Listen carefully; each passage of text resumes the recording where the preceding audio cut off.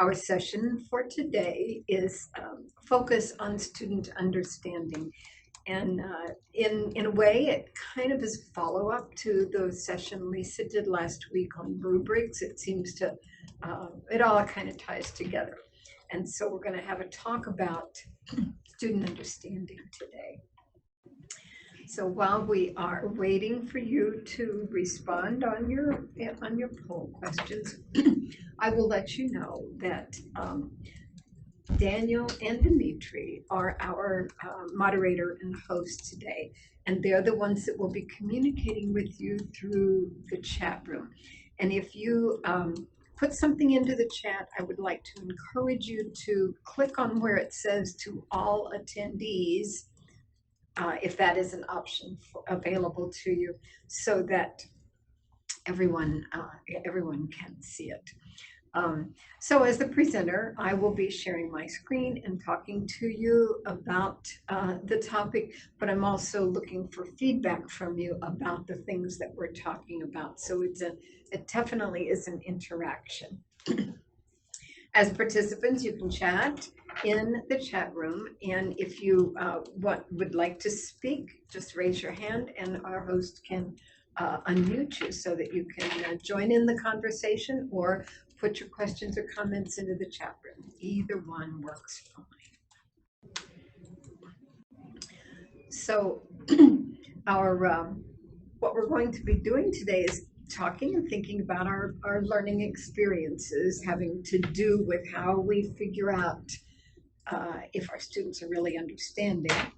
We're going to take a look at the, I've got UBD on here, that's Understanding by Design Foundation. Here's the book. I've got a whole stack of reference books here next to me, so I'll be showing different ones as we go through. So we'll be looking at the Understanding by Design Foundation for what it means to truly understand. And then based on that, we'll be taking a look at the Wiggins and McTighe 6 facets of understanding, and then think about how we set our goals and our objectives based on those facets of understanding. I'm going to show you what I thought was kind of interesting. I put the word understanding in the Thesaurus, and what you see here is what I came up with. So if you think it's a difficult concept, there's a lot of underlying pieces to that. So there definitely, it definitely is, but we're going to clarify it for us today. This is the synonyms that I shared with you, and we're going to try to break that down into something that's going to make a little bit more sense to us. So the background for this comes from some of the research on an understanding-based approach.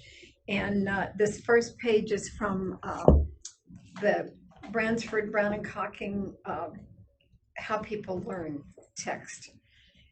And this is based on their research that they, then this is their initial book in 2000, is that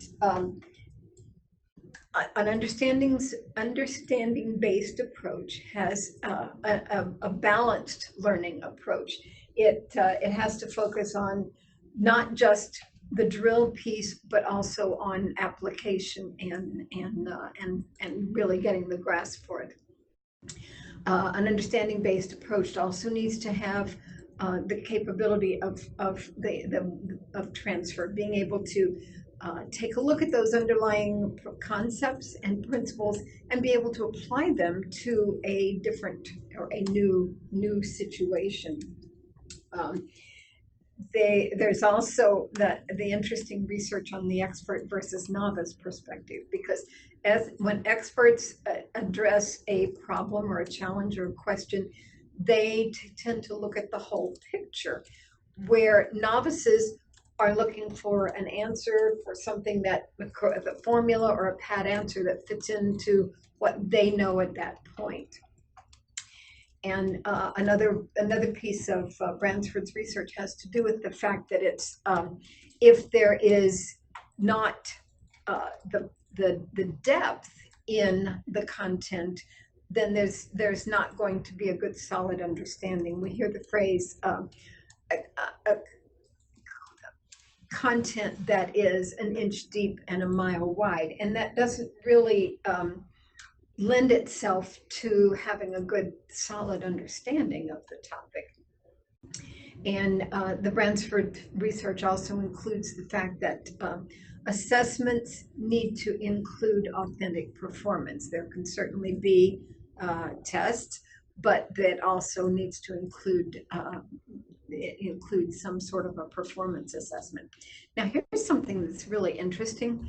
This text, which I've had for quite a while, is a PDF is available free at the National Academies Press website. And I discovered this recently when I had a friend send me the link to them, because there is now a second version out, which I downloaded the PDF from there. Have not read it yet, so I'm going back to the original one for this. But both of those are available totally free. And according to the information I found, there's a lot of other ebooks that are also available free on that website. So that definitely is worth taking a look at. The other information, the other research has to do with Judy Willis, and this is brain-based learning. Again, the insights from a neurologist and a classroom teacher. She has held both positions. And her information indicates that understanding happens when we think about the patterning, so that when there's patterns in the relationships in the content, they will generate new neural connections in order to reconnect to those patterns. Some of the things that we've referenced as scaffolding, when you start to see the patterns. Judy Willis's research also indicates that experiential learning, when you use multiple senses, multiple forms of accessing the content information, certainly makes it more engaging for the students, no question about that, but it also helps move that information into long-term memory. And again, the third one, so that information comes from multiple sources and is shown authentic use for it, and then those things are remembered and again go into long-term memory. You often will hear instructors, and this is not oh, thank you for fixing my typo. I had a typo on this page and they fixed it before they posted it for me. These are perceptions that you often hear educators saying. Well, I'll know you understand it if you can teach it or use it or prove it or connect it or explain it or defend it or read between the lines, or any variation of that is typically what an instructor will say. If you can teach it, then I know you've gotten it. You hear that more often than some of the others. But yeah, it is the same type of concepts and ideas. So from where I have been reading, the concepts of the developing a clear idea for understanding can often result in dichotomies in the perspective. If in one situation, it could be you understand it better if you are detached from it and you're able to observe and watch it, or you might be totally involved in order to really get an understanding of. So it could be either way, as with all of these. Something might be highly theoretical, and that could be the way to really put it into your long-term memory, or it could well be something that is truly effective real-world applications. I teach pre-service teachers, and I have to have real-world applications for them to really get a good, solid understanding for what it is the concepts I'm trying to get across to them, because they haven't had those experiences yet. It could also be to understand something could be taking a look at it from a really dispassionate critical analysis perspective, or it could be a truly empathetic involvement. So any of those things are a part of that how we can understand it. It just depends on the situation. And so the understanding could depend on being involved in a direct experience, or it could come from a reflection, a detached reflection in there. And so it can, the idea of how do we figure out how we understand things can come in a multiple variety of different ways. So true understanding, based on everything that we've talked about and everything that I have read and all of the information that's out there, true understanding is multidimensional and most definitely complicated. So we can see from what we've talked about, there are different types, there are different methods, and there definitely is and should be conceptual overlap in those. So based on that, now I am going to give you just a moment to jot down 2 things about the concept of understanding that may have resonated with you as I've been talking here. All right, great. So the question comes when the students want to have a more detached approach to understanding, and it's really the experiential being truly involved is what's going to get across to them. And it sounds to me like or even the other way. Okay. But if the students' learning objectives for themselves aren't mismatched, okay, with your own. So it sounds like a conversation about the topic of what it truly means to understand something and what it means in the perspective of this class would be a great one. Thank you for that. Anybody else? And thank you for sharing that, Nicole. Lisa has said authentic application and novice and expert lens as a learner.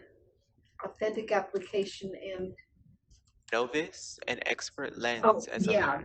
The idea between the novice and the expert perspective and viewpoints, and that always creates some questions and concerns in our minds, because as the instructors, we are theoretically at least the experts in the field, and our students are the novices, and it's really hard to get a feeling for how they perceive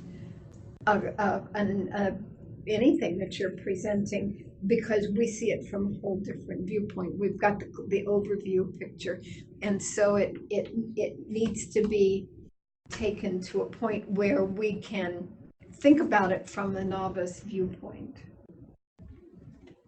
Did that answer it? Okay, so thank you for sharing that. Anybody else want to share? Add in their comments. Okay, so where we have come, the background information is going to take us to this next piece.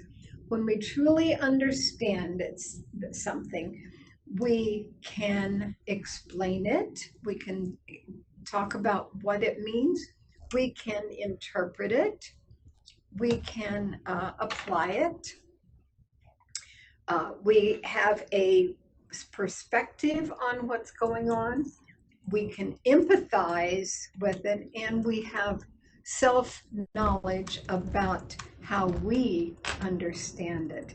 And that is taking us, that's directly from Wiggins and McTighe. And excuse me, that's leading us right into their 6 facets. And so we'll take a look at that. So the Wiggins and McTighe, Understanding by Design, 6 facets of understanding, explanation, when we are able to truly provide the information, the background, the knowledge, and go through detailed explanation. When we can interpret, talk about the narratives, talk about translations, however it applies to your content area. When we can apply it, use this knowledge and transfer it into new situations, and where we're really have a realistic context. When we have perspective on things, the ability to really take an insightful point of view and really get a good grasp of the whole thing. The idea of empathy is where we can truly feel for another person's perspective, their viewpoint on it. It does not necessarily mean that we have to agree with them, but acknowledging their viewpoint and the background as to why they feel that way. And then self-knowledge, where we know when we are skilled at something, but we also know when we lack the knowledge in something, and knowing how our patterns of action inform us, as well as prejudice, that understanding. So this is they're very basic. They've got 2 or 3 pages on each one of them in this book, but that's the basic information for the 6 facets of understanding from Wiggins and McTighe. Now, that does not mean that in order to accomplish understanding, you would have to have had all 6 of those. Often you will throughout the semester, but even if you have some portion of those accomplished throughout the semester, then you can safely say that your students do understand if they can do 3 or 4 of them, if you've had different aspects of that. I don't know, does that make sense? So what I'm going to do right now is take us to the Padlet, and they posted the link to the Padlet in the chat room, and I'm going to go into it. What I have done on this Padlet is post some responses for each of those 6, and I'm going to invite you to go in and add a personal experience or an example on any of the 6, with more than one or one, whatever works for you. So I'm going to go into my web browser and go in here. This is the Padlet. I need to move this out of your way, I believe. So this is the Padlet, and you will see that all 6 of them are in the columns up here. And while I'm talking about some of these things, I'm going to invite you to simply click on the plus at the bottom of it, and Daniel has posted the link for you, so you can go into it yourself. This is you will be able to go in there and add to it. And so what I have put are some responses from some graduate students, because this is from a master's level course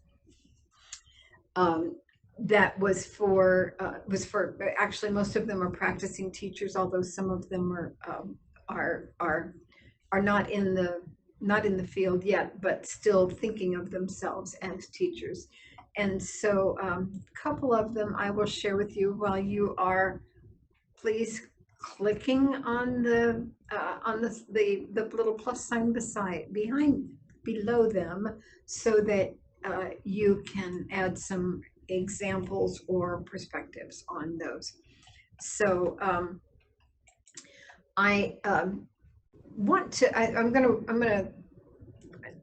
want to read to you. I want to just talk you through this one. This was a Spanish teacher, and she referenced having her her students totally put on a dinner and show, talent show for anyone who wanted to be a part of it. So she had the students do all of the planning, pull it all together, do the auditions for the show, do the fundraising in order to finance it, plan the meal, plan everything.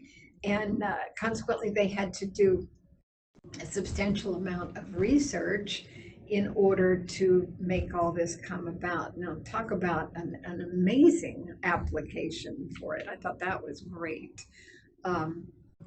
So let's see what else. What's another one that we want to talk about? The one on self-knowledge I thought was very, very enlightening. She indicated that she has her own issues with narrow-mindedness, sexism, and racial inequality. They all play a vital role in who I am. And she's one who is not in the school system yet, but will be by the end of this year.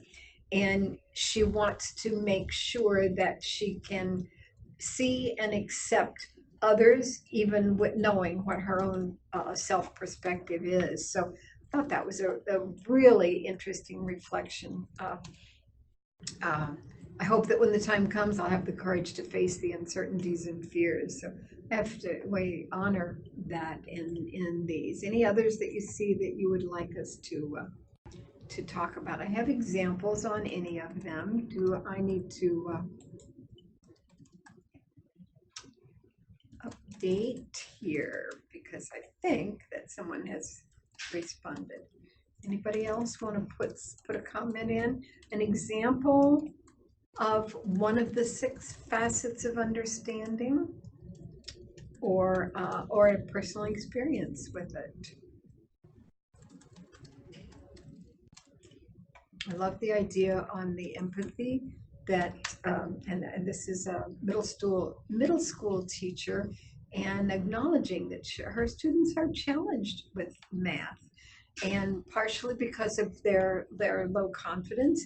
And so she sets her classroom up as a judgment-free zone, and that the students are all open and welcome to comment and respond and say things to each other without being judgmental or and being supportive. Middle school is a tough age, and so that's a great lesson to learn at that point. Seeing things from another's perspective. This comes from a history teacher, and that's one of the things that he definitely tries to do, is make sure that whatever lesson is they are doing, to think about it from the perspective of how that person would have felt at that point in time. And while in history it's hard to think about, but to start putting themselves into that position. And I'm seeing comments that there's a response. Okay, so Lisa has said that middle school students would use rubrics and student work samples to explain what they were doing and how they got where they needed to be. Okay, any other comments? This Padlet will be open. You're welcome to continue to comment on there, and I will. Unless someone else is in the process of writing, I will stop the sharing and go back to the presentation. Anybody else wanting to post something or comment about it? Okay, so I'll go back to where we were. And so there's our Padlet. And so then the next thing, when we talk about the 6 facets of understanding, which are these right here and those that we had in the Padlet, as those of us who are working to develop courses, we start thinking, okay, so how does that connect with what we've been talking about. And it does somewhat connect to Bloom's, although not totally. And the link that I have here is the link to our handy dandy, but there are a lot of other Bloom's taxonomy ones. I thought this one was an interesting perspective on it. And you can find almost anything in a multitude of different types of Bloom's taxonomy lists. This next slide I have is one that I thought was fairly interesting, and the website is also very interesting. Teach Thought, they referred to this as a digital Bloom's, a list of digital verbs that apply for online. So that's kind of an interesting link, and I have both of these listed in the reference pages. So it's kind of a different perspective on what we're used to seeing and working with. So let's give some thought to how that's going to happen. So I have some questions, and these are not polls. These are just questions that I have for you that I'm inviting you to open up your mics and speak up or put in the post. So what's next? Now that we understand the concept of understanding, is it appropriate? Does this work for course level objectives? Does my students will understand work in a course level objective?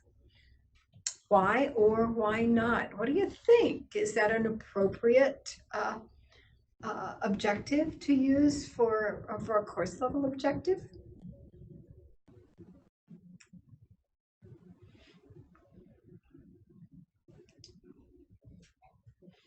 Okay, Nicole, do you want to speak up?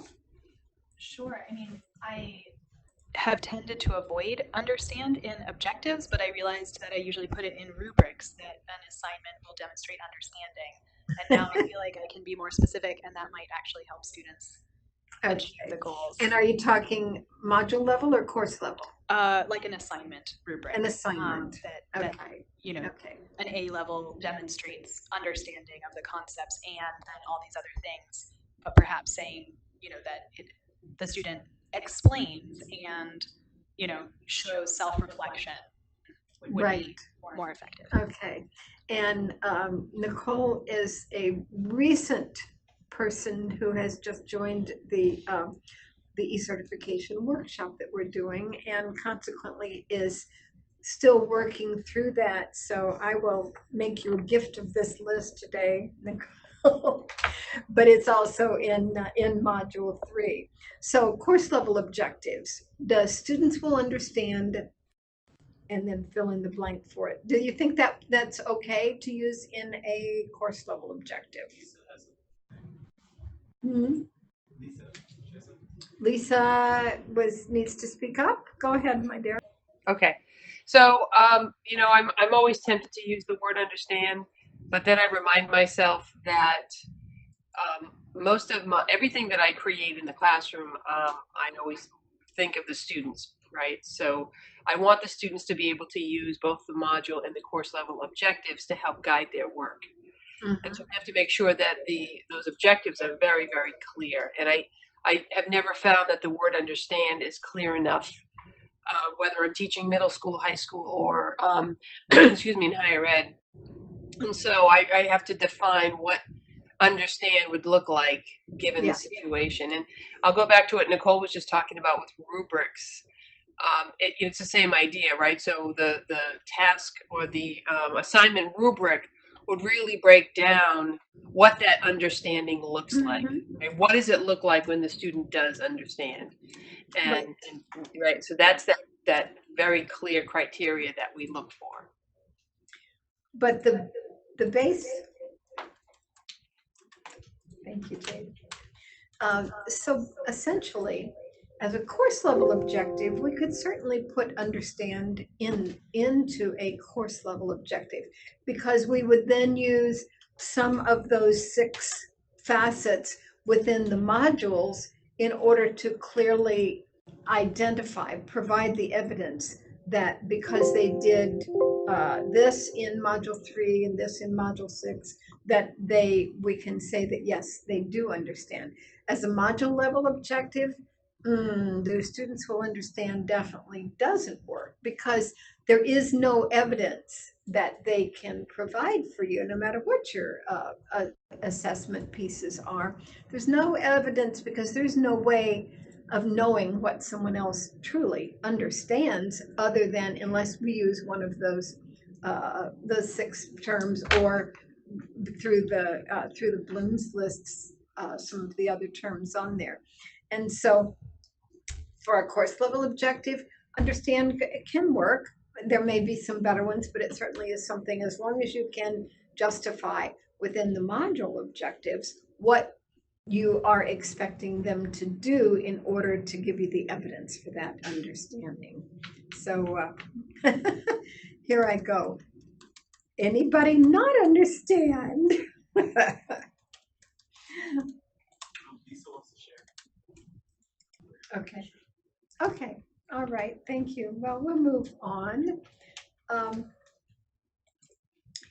And so it's retrieval time. As you know from many of these before, I'm a firm believer in the retrieval practice, stopping to think about what you have encountered, and then literally writing it down, not even necessarily on a computer, but literally writing it down. What's your takeaway? And then I'm going to invite you to share with the rest of us. Okay, anybody want to jump in and share what your takeaway is for this?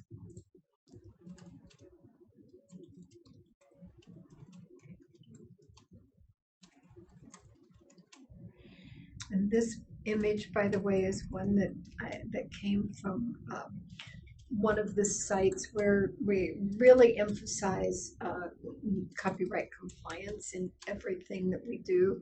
This image is from a site where the images that you choose literally are downloaded with the attribution. So what you see underneath it is the attribution for that, and that's one of the things we have. We have several sites that have free images that we can use, and as I indicated on the 2 books that I used, those images were my own photograph. Okay, who would like to join in and share with us?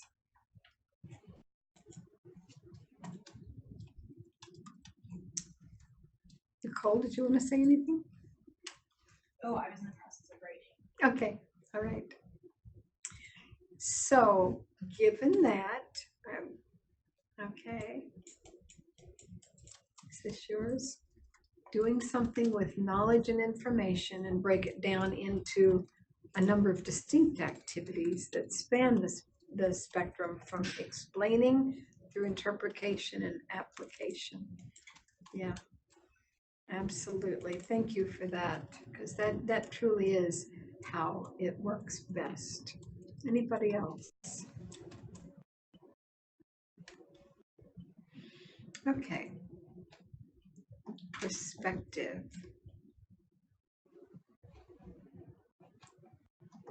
Okay, let me go back up to their description.